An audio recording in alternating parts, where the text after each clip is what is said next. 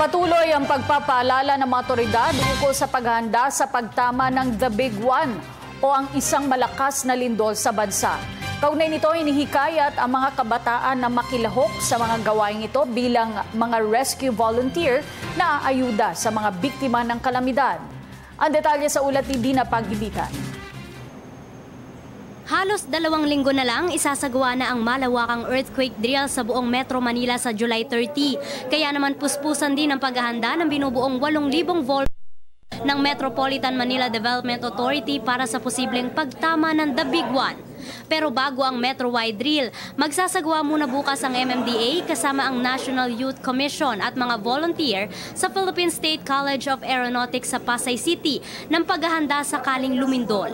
Ito po ay pagpapakita na dapat at kayang sumali at tumulong ng kabataan para makapaghanda hindi lang ang sarili nila, kundi ang lahat ng mamayan ng Metro Manila at ng buong bansa. Katabi lamang ng Villamor Air Base Golf Course ang PhilSCA na minsan ang naging evacuation area para sa mga biktima ng bagyong Yolanda taong 2013. PhilSCA is organized team already. That we had experienced the Yolanda incident where we were tapped as where our students were tapped as youth volunteers in the Air Force to assist the Yolanda victims evacuating to Manila.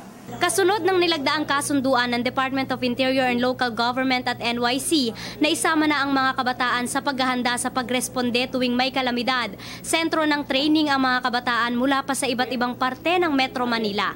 Kabilang sa mga itinuturo ang basic life and emergency support gaya ng CPR, tamang paglilinis ng sugat, physical assessment sa sarili maging sa kapwa biktima, trauma response at marami pang iba. Yung pong mga bago pong techniques, lalo na po pagdating sa response, spine board management, then yung CPR po na lalo pong importante pagdating po sa bahay natin na kung sakaling yung pamilya po natin yung magkaroon ng aksidente or maging biktima ng cardiac arrest. Para sa mga student leader na sina Jenmark, Kent at Alisa, kinakailangang seryosohin ng mga kabataan ang paghahanda sa posibleng lindol. The Big One is not a joke, so sa lahat ng kabataan dyan, let us always be prepared. Dapat sumunod tayo sa mga instructions, alamin natin kung ano yung basic things na dapat nating action kapag nagkaroon ng calamities, disasters. Kapag if ever may ganito, pag na-encounter natin yung earthquake, dito tayo tatakbo, ito yung ihanda mo na lahat ng pwede nating gamitin. Sundin lang po nila kung ano yung dapat kasi para po naman sa kanila to. Para sa Telebisyon ng Bayan, ako si Dina Paghibitan.